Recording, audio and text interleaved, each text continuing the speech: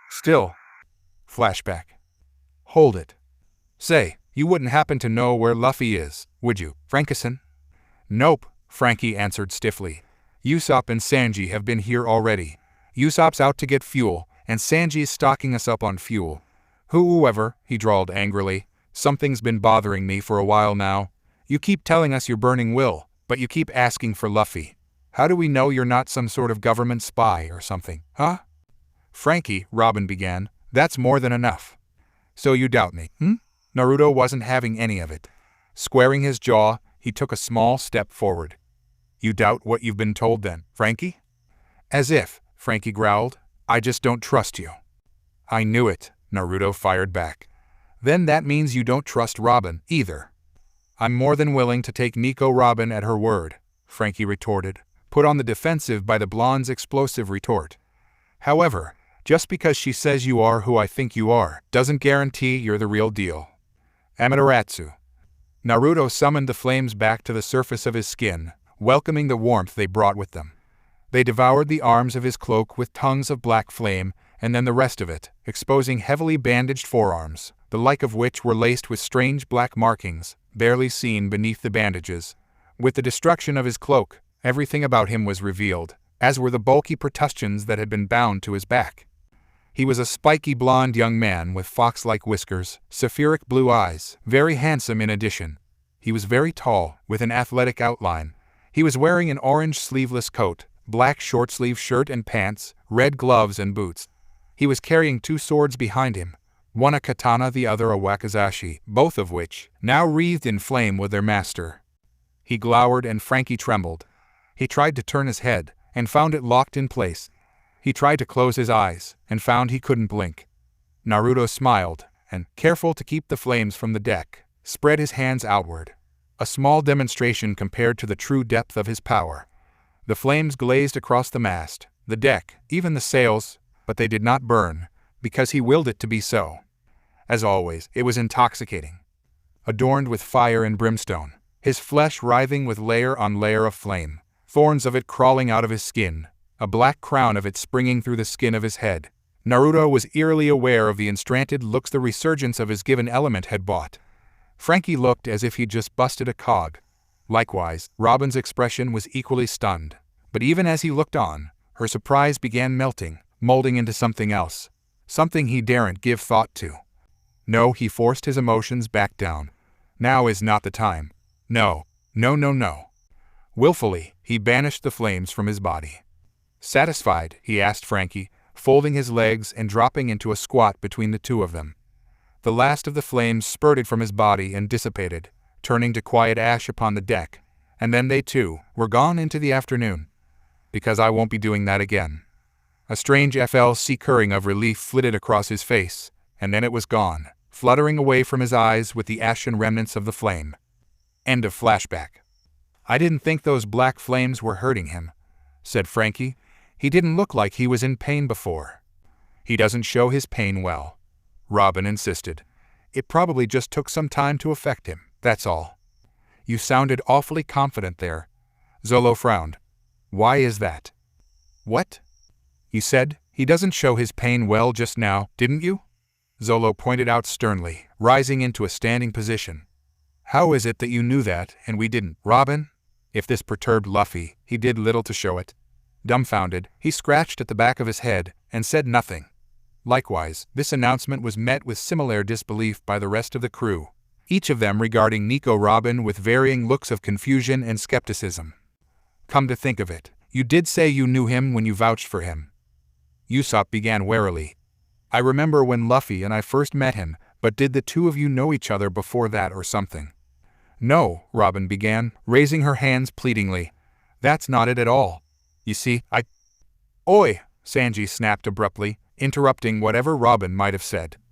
Robinchwen doesn't have to say anything if she doesn't want to, so stopping Robinchwen, Usopp. Then he rounded on Zoro, and especially you, Baka Marimo. What was that supposed to mean, idiot cook? Zolo FL open of his 3 swords, twitching. You wanna go? Ha, Sanji retorted, lifting his left leg threateningly at the knee. Just try me. I'll show you the strength I gained by risking life and LMB for 2 years in hell. Quiet, the both of you, Nami hissed. Gods, he's sleeping for the love of. Hey, Chopper protested suddenly, his loud shout muffled from within the inside of the Sunny. What are you doing? You're not supposed to be out of bed yet. A loud crash exemplified his cry of dismay, followed by the sounds of a one-sided scuffle that, judging by short-lived squeak of dismay, did not end well for Chopper. There came a muffled thump immediately thereafter, as the sound of heavy footfalls stumbled toward the door, making the raucous even more indistinguishable. Well, I'm awake now. All eyes found themselves glued upon the cabin door, seconds before it burst outward, bent at the hinges. Naruto stormed out, covered in bandages, most of which he ripped off by the time he cleared the doorway. Trailing immediately behind him was a distraught Dr. Chopper, doing his best to reattach new bandages, in place of the ones that Naruto continued to tear burn off of his body. No, you're not awake, Chopper responded, trying in vain to bandage his patient, despite the vehement resistance he received in part for his efforts. You're dreaming. This is all a dream. A dream, I tell you. Now, get back in bed. Never, Naruto snarled fiercely, snatching the gauze off of his cheek when the doctor tried to reapply it. Oh, you're awake, Luffy commented idly, grinning widely shortly thereafter. Good. Now you can tell me how you and Ace met. Huh? Naruto blinked. When did I say that? Robin smiled softly. Naruto saw it. Traitor? Naruto shot her a pleading glance, to which her smile only grew. Arg, fine, fine. He sighed, offering his shoulders in a shrug, in recompense for his temerity. The story won't be any good if I start in the middle, I guess. I suppose I owe you that much.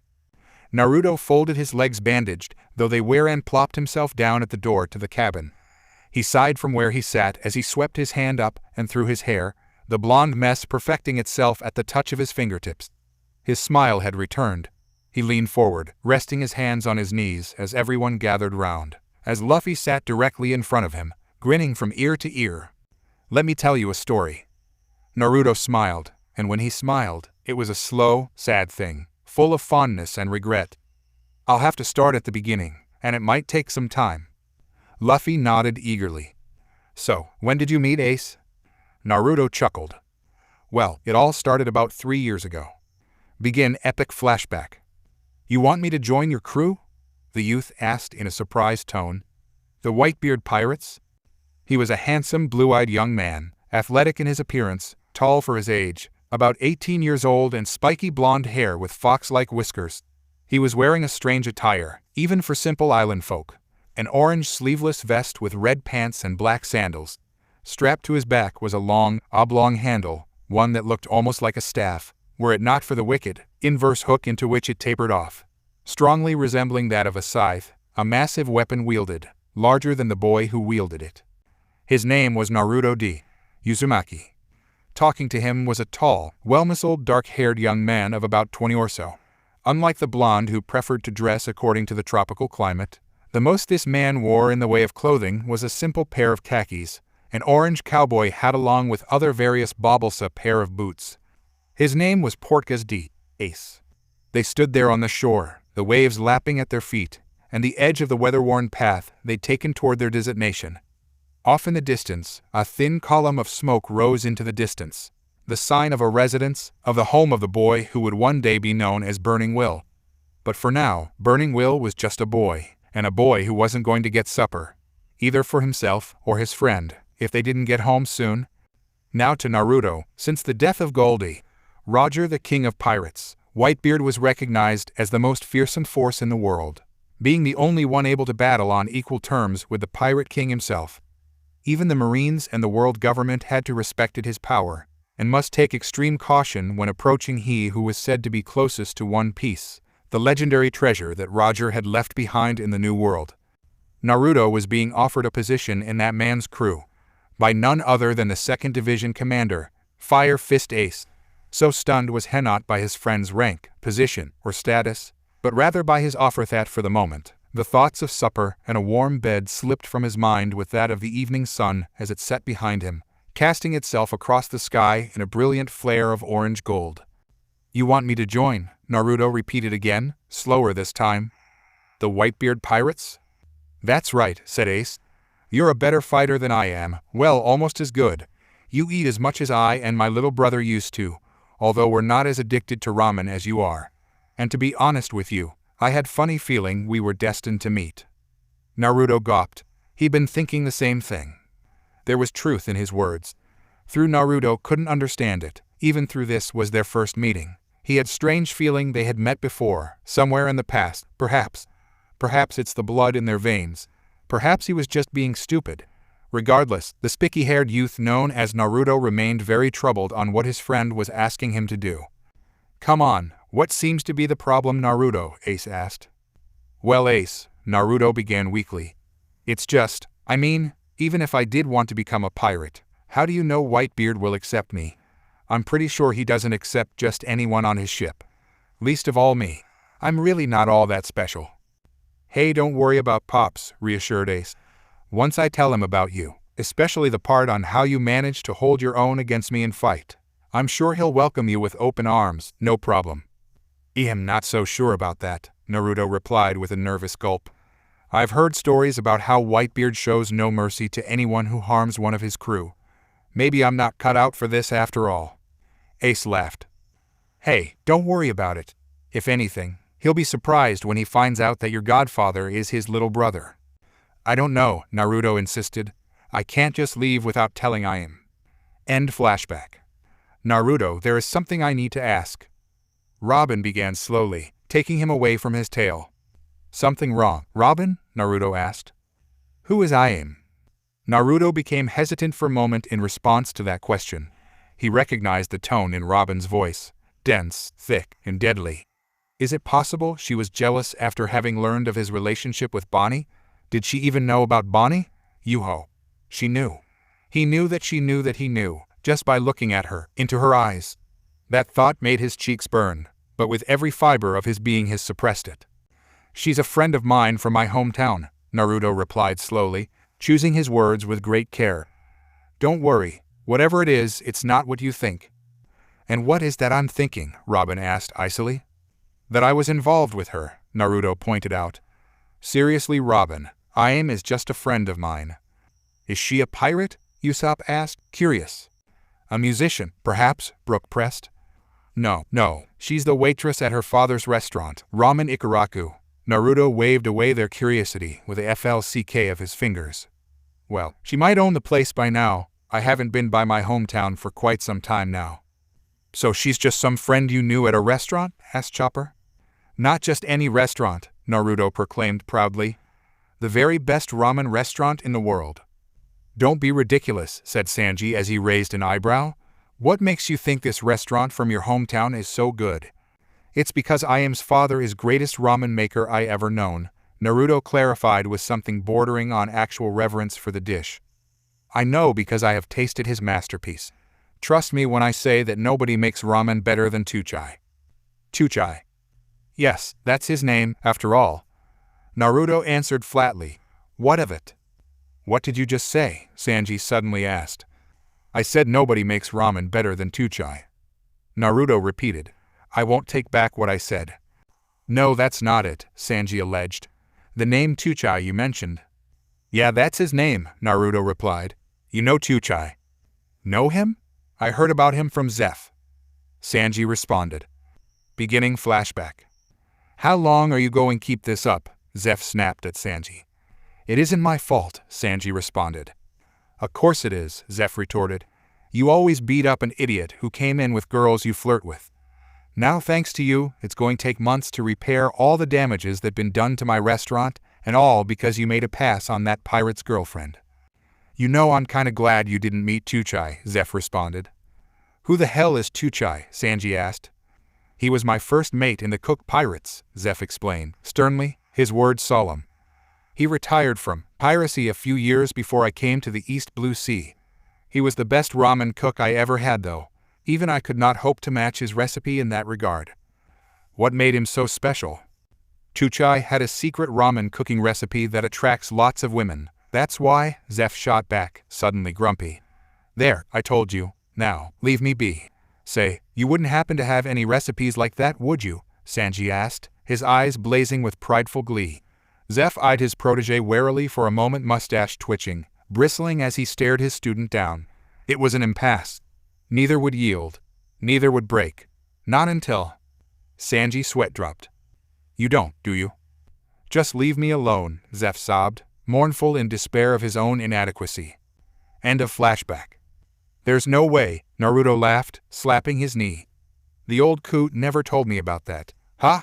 So is it true then? Sanji asked, eyes blazing. Can old man Tuchai really produce such a recipe? Dunno. Naruto shrugged. He taught me a bit, but nothing like that, I think. What do you mean you think? Huh, bastard, Sanji wailed. You know something, don't you? You're holding out on me, aren't you? Just like Luffy and the Isle of Maidens. I bet you weren't training there at all, were you, Luffy? But I want to hear more about Ace, Luffy whined, eager to learn more about his brother, ignoring the plight of his lovelorn cook. That isn't the end of the story, is it? Sanji, poor Sanji, face-faulted as both the captain and the newest member of the crew ignored him, leaving Chopper to pat the poor person upon the back with one tiny hoof. Naruto watched this and smiled, amused the camaraderie. I love these guys. Then he chuckled sagely, well aware of the glinting eyes of his captain upon him. You really want to know? Luffy nodded rapidly. All right then. Naruto began dramatically, drawing out his words as Luffy steepled his hands and leaned into them. There I was, torn between leaving the home I'd known for all of my life, and leaving with the great Fire Fist Ace that very day. What an opportunity. What an adventure. The ultimate romance. The ultimate journey? I would have to be a fool to turn it down. This, the ultimate goal that every man aspired to. And, Luffy pressed in eagerly. What did you do? Naruto grinned. And I said. He never got to finish. For scarce had Naruto begun to spin his yarn anew. Then a sharp cry of alarm went up from the stern. The moment shattered, but not lost, everyone turned toward it, and saw the sudden source of alarm, breaking through the hours of Naruto's peaceful storytelling. What was to happen next would soon prove to be anything but peaceful, as he would soon realize. This was the beginning of everything. Hey, guys, Usopp cried. There's something approaching from 6 o'clock. It's a ship. It's a pirate ship. It's coming straight at us. No sooner had he said it, than the ship itself reared up beside them, so close that both coating bubbles brushed against one another. Naruto tried to stand, but a starburst of pain in the back of his head argued for rest, not action. Ugh, perhaps he should have stayed in bed after all. Perhaps he should have done a lot of different things, but now was not the time to be questioning it. Don't use any fire, he heard Nami, saw her from the corner of her peripherals as the opposing ship reared up before them. We don't want to exhaust our oxygen supply. Sure. And then he beheld the giant sea cow pulling the ship. What the FCK? To find the place where you belong, to seek knowledge and grow stronger with it. These things we all must have to be at peace with ourselves. The epitaph of Galdi. Roger. The legend arrives. Straw Hat Luffy and Burning will splash down on Fishman Island. Part I. Today all of Fishman Island had gathered to honor the greatest hero they'd ever known, Fisher Tiger. A legendary symbol amongst his kind, known for his numerous feats and his amazing will, Fisher Tiger had achieved an infamous, some might prefer fearsome reputation as an adventurer. He was also one of two people who'd made a stand against the discrimination towards fishmen, the other being Queen Ottoheim. According to the tale, Fisher Tiger climbed the Red Line with his bare hands to reach Mariewa. He decimated the Holy Land, not only freeing his fellow fishmen from the world nobles, but also human slaves and slaves comprising all other races there. With the fishmen slaves he freed, Tiger changed the slave hoof mark branded on himself and them into a symbol of a sun. He took them in as part of his pirate crew, creating the Sun Pirates, the strongest and largest pirate fisherman crew to ever roam the Grand Line. Because of his taboo against the world government, Fisher Tiger was declared an enemy of the state, earning him a bounty of $230 million, an inspiring performance, not only for a fisherman, considering it was his first bounty. After years of being hunted, Fisher Tiger finally met his end during a brutal battle against numerous Marines' forces, an exceptional end to an exceptional man. On a war hunting. As the story goes, Fisher Tiger was denied a transfusion due to humans' refusal, which would eventually lead to his demise. That was the story of Fisher Tiger, a story that few knew the truth of, a truth that would never be spoken, so long as they lived. All of Fishman and merfolks have since admired and looked up to Tiger after his self-sacrificing efforts against humankind. Each year they have held an anniversary, not for his death as some might expect, but rather for the day he first attacked Mera and challenged the world government itself. They would always remember the way he lived, the way he fought for freedom of his race, and the way he had died, fighting to his very last breath. But today, this celebration held a special significance. 2 years ago, on this very day, the day in which Fisher Tiger had first laid siege to Mera, a certain something had happened, something they never thought possible. On the anniversary of this day, the day Fisher Tiger first struck out at the world noble, word reached Fishman Island that Mera had been attacked a second time. "What did you just say?" asked a shocked Fishman. "Mera was attacked again?" "That's right," his friend replied. "A pirate, a human named Burning will Uzumaki D. Naruto walked right into Mera and burned the place down. He freed all the slaves, just like Tiger, Fishmen and merfolk included. He even robbed their treasury and made off with an exorbitant sum of money. It's been years since Fisher Tiger struck. Yet Mera was completely burned to the ground again, only it's a human this time. Impossible. You think that was shocking? That's only the beginning," his friend continued. "Not only did this Naruto guy attack Mera and free thousands of slaves, he did something that was unthinkable, unbelievable, something that even Fisher Tiger would never dare to do. He killed 3 world nobles." "No way," the Fishman gasped with incredible shock. "That can't be. I know you'll get an admiral on your tail if you defy a Tenryubito, but killing 1, let alone 3 of them." "Yeah, I know," his colleague agreed in a complete disbelief. Since then, all Fishman Island had been obsessed with this stranger who'd aided their kind, who was burning while Uzumaki D. Naruto. They were aware that he'd inherited the powers of the Mera Mera, no Mai, the very same devil fruit that once belonged to the deceased pirate, Fire Fist Ace. They'd heard of how he broken in and broken out of Impel Down, becoming the 3rd man after Shiki the Golden Lion and Monkey D. Luffy to do so. However, he had fought and defeated a Marine Admiral, a feat known to be virtually impossible for just about any pirate. Even the community of slavers and slave owners across the Grand Line grew to fear him with absolute terror after they heard what he did to the 3 world nobles. Based on the rumors Fishman Island heard, the 3 Tenryubito had each suffered atrocious and inhuman deaths, the details of which were so grisly that they had to be kept from the world newspapers. Such sheer ruthlessness of killing 3 world nobles in such unspeakable manner has caused some fishmen and merfolk to be dreadful of this burning will at first. However, former slaves fishmen and merfolk that were freed by burning will soon return to Fishman Island to spread the truth of what kind noble hero Naruto was. Flashback.